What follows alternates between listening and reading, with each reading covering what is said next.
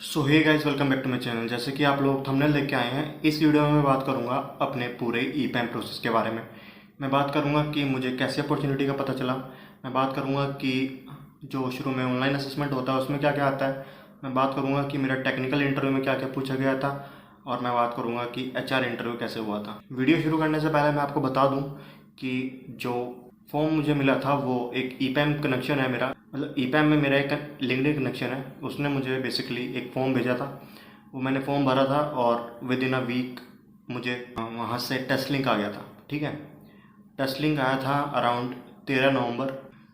आपको स्क्रीनशॉट दिख जाएगा स्क्रीन पे। टेस्ट लिंक आया, टेस्ट दिया। टेस्ट में बेसिकली क्या था, आपके 5-6 सेक्शन थे, इंक्लूडिंग आपकी इंग्लिश प्रोफिशिएंसी, ठीक है, इंक्लूडिंग एनालिटिकल, इंक्लूडिंग आपका coding part, including computer fundamental. तो ये सब 3-4 सेक्शन थे और कोडिंग में 2 क्वेश्चन थे। ठीक है, अगर आप लीड कोड मीडियम आपने करे हैं तो आप इजीली सोल्व कर लोगे दोनों क्वेश्चन। ठीक है, मैंने फ्रंट एंड के लिए अप्लाई करा था और जावा के लिए भी सेम होता है, यानी बैकएंड के लिए भी सेम होता है। उसमें बस आपके टेक्निकल इंटरव्यूज़ 2 हो जाते हैं। जब आप फ्रंट एंड के लिए अप्लाई करते हैं तो आपका टेक्निकल इंटरव्यू 1 होता है। ठीक है, तो ये सब सेक्शन थे, टेस्ट क्लियर हुआ। और एक चीज़ और मैं आपको बता दूं, जैसे कोडिंग क्वेश्चन होते हैं, 2 कोडिंग क्वेश्चन थे। एक मेरा बिल्कुल सही था और दूसरे के कुछ टेस्ट केस पास थे। और जो मार्किंग होती है कोडिंग क्वेश्चन की वो होती है टेस्ट केस बेस्ड। अब टेस्ट केस बेस्ड मार्किंग क्या होती है, लेट्स से एक कोडिंग क्वेश्चन है 30 मार्क्स का। ठीक है, उसमें 10 टेस्ट केस हैं जिसमें से हमारे लेट्स से 5 पास हो रहे हैं, 5 नहीं हो रहे हैं। ठीक है, तो ऐसा नहीं है कि हमें 0 मिलेंगे आउट ऑफ 30, हमें मिलेंगे लेट्स से उनकी मार्किंग ऐसे है कि हर एक को 3 नंबर दिए हुए हैं, तो तब जाके वो 30 नंबर का क्वेश्चन बैठा है। ठीक है, तो हमें 15 मार्क्स मिलेंगे।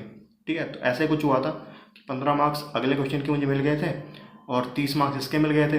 तो यानी 1.5 क्वेश्चन मेरा सही था। तो मुझे इंटरव्यू के लिए कॉल आ गई थी, कॉल की आ गई थी, मेल आ गई थी। 20 नवंबर को मुझे मेल आई। 20 नवंबर को मेरा टेक्निकल इंटरव्यू था, आप लोग स्क्रीनशॉट देख सकते हैं। तो टेक्निकल इंटरव्यू, मैं टेक्निकल इंटरव्यू बड़ा नर्वस था। वही normal tell me about yourself से शुरू होता है। भाई ने पूरी प्रिपरेशन कर रखी थी कि टेल मी अबाउट योरसेल्फ तो फाड़ देंगे। उसमें basically tell me about yourself में भी मैंने ज़्यादातर फ्रंट एंड की चीज़ें घुसा रखी थी ताकि जो अगला क्वेश्चन वो पुटअप करे वो फ्रंट एंड सही हो। ठीक है, तो उसने थोड़ा सा प्रोजेक्ट के बारे में पूछा, फिर चीज़ें बढ़ी, वो रिएक्ट रिडक्स पे आए। इन बिटवीन उसने मुझे सेम क्वेश्चन दिया जो मैंने टेस्ट में बिल्कुल सही करा था, यानी जिसके मेरे 30 आउट ऑफ 30 थे, वो क्वेश्चन मुझे सामने बैठा के उन्होंने कराया। ठीक है, तो वो हुआ। फिर उसके बाद वो उन्होंने स्विच करा रिएक्ट पे। मुझसे पूछा कि आपको कौन सा स्टैक, मतलब कौन से टेक स्टैक पे काम करा है आपने। मैंने कहा कि मुझे मन स्टैक आता है। ठीक है, तो उन्होंने सीधा रिएक्ट पे कूदे और रिएक्ट के क्वेश्चन पूछने शुरू करे कि रिएक्ट ने आके क्या बदल दिया, पहले भी तो हम कर रहे थे ना फ्रंट एंड, रिएक्ट में ऐसा क्या स्पेशल है, रिएक्ट राउटर क्या होता है, रिडक्स क्या होता है। ऐसे ऐसे बेसिक बेसिक से क्वेश्चन पूछे और थोड़ा रिडक्स में थोड़ा डीप में गए थे। ठीक है, अब वो उनकी मर्जी है, वो कौन से टॉपिक, मतलब जो सामने वाले बंदे का टॉपिक स्ट्रॉन्ग होगा ना उसमें आपकी वो कर देगा, मतलब बढ़िया से ले लेगा। फिर इतना सब हुआ, लास्ट में जाते जाते उन्होंने मेरे से फिर वो HTML में कूदे। HTML में कूदने के बाद सेमेंटिक नॉन सेमेंटिक उन्होंने पूछा। फिर उन्होंने पूछा कि रेस्पॉन्सिव वेब पेज क्या होते हैं, ये सब क्या होता है। ठीक है, ये ऐसे ऐसे बेसिक से क्वेश्चन थे। और फिर एक और कोडिंग क्वेश्चन उन्होंने दिया मुझे। वो कोडिंग क्वेश्चन बेसिकली आपको लीड कोड में मिल जाएगा। लीड कोड मीडियम में है, वो क्या कहते हैं, सबसेट सम करके एक क्वेश्चन है। ठीक है, वो दिया था, वो सामने बैठा के उन्होंने करा लिया था। बस एक चीज़ मैं कह सकता हूँ कि उन्होंने मुझे लाइबिलिटी दी थी कि मैं कोई भी लैंग्वेज यूज़ कर सकता हूँ। ठीक है, जैसे कि मेरा जो हैंड्स ऑन एक्सपीरियंस है वो जावा में शुरू से है, क्योंकि मैंने फ्रॉम सेकेंड ईयर जावा ही पढ़ी थी। फ्रंट एंड पे मैं अभी आके स्विच हुआ हूँ, लाइक 4th ईयर में मैं आके स्विच हुआ हूँ। मस्टैक वगैरह जब मैंने पढ़ा 4th ईयर और कॉग्निजेंट के साथ साथ जो मैं पढ़ रहा था वो मस्टैक पढ़ रहा था। ठीक है, तो इंटरव्यू मस्टैक का था, आई नो, बट उन्होंने मुझे लाइबिलिटी दी कि हाँ आप कोई भी लैंग्वेज यूज़ कर सकते हो। वो बेसिकली जानना चाहते थे कि मेरी लॉजिक बिल्डिंग कैसी है। तो सबसेट सम वाला क्वेश्चन मुझे आता था, मैंने ऑलमोस्ट 2 बार वो कर चुका था और सेम क्वेश्चन एकदम से इंट्यूशन आई और फिर मैंने कर दिया वो विद इन 15 मिनट मैंने कर दिया था वो सामने बैठ के। और उन्हें एक्सप्लेन भी करना होता साथ साथ कि इसमें ये है, इसकी ये टाइम कॉम्प्लेक्सिटी है और ऑप्टिमाइज ये होगा। पहले तो उन्हें बेसिक सॉल्यूशन देना होता है, जो यानी ब्रूट फोर्स दिया था। फिर कहते कि कैन यू ऑप्टिमाइज इट, मैंने ऑप्टिमाइज सॉल्यूशन तुरंत दिया। तो कहते कि हाँ ठीक है। फिर उसके बाद उन्होंने कहा कि कोई क्वेश्चन है मुझसे, तो बेसिकली मैंने पूछा था कि मतलब ई पैम में ग्रोथ कैसी है, वो कैसी है। तो उन्होंने सिंपली अपने बारे में बताया कि मैंने यहाँ से शुरू करा था, ऐसे ऐसे ये हुआ। और वो अभी इस टाइम सीनियर सॉफ्टवेयर इंजीनियर है ई पैम में, ठीक है, जिसने मेरा इंटरव्यू लिया था। ठीक है, यहाँ पे टेक्निकल इंटरव्यू खत्म होता है। 24 नवंबर को मुझे कॉल आती है अराउंड 4-5 बजे, ठीक है, कि आपका टेक्निकल इंटरव्यू क्लियर हो गया है और 7 बजे हमने आपका HR इंटरव्यू रखा है। और भाई मेरा प्रोजेक्ट चल रहा था कोग्निजेंट में और 7 बजे थी मेरी कोग्निजेंट की मीटिंग। फिर मैं 6 बजे अपने मैनेजर को कॉल करता हूँ, कहता हूँ सर कि 3-4 घंटे से लाइट नहीं है और पावर बैकअप भी ऑलमोस्ट खत्म होने जा रहा है, तो maybe I will not be able to attend 7 PM मीटिंग। ठीक है, तो ऐसा बहाना मार के मैं उधर बैठ के HR इंटरव्यू दे रहा हूँ। HR इंटरव्यू मैंने एक्सपेक्ट नहीं करा था कितना खतरनाक होगा, बट जैसे कहते हैं कि सब अच्छे के लिए होता है, तो मैंने गीक्स फॉर गीक्स पे जो इंटरव्यू एक्सपीरियंस होते हैं वो देख लिए थे।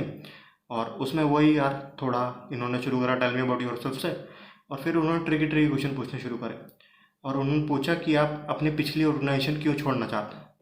अब आप ये तो नहीं बोलोगे ना सपोर्ट का काम था, क्योंकि सपोर्ट का काम तो सब कंपनीज में होता है और कभी भी आपको किसी भी प्रोजेक्ट में स्विच करना पड़ सकता है। ठीक है, तो थोड़ा स्मार्टली आंसर दिया मैंने कि मतलब थोड़ा घुमा दिया। तो द इंटरव्यूअर वॉज हैप्पी कि हाँ ठीक है।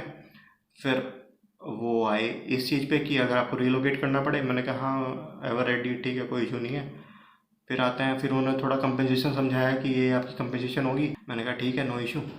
फिर उसके बाद उन्होंने थोड़े अजीब अजीब से क्वेश्चन पूछने शुरू करे।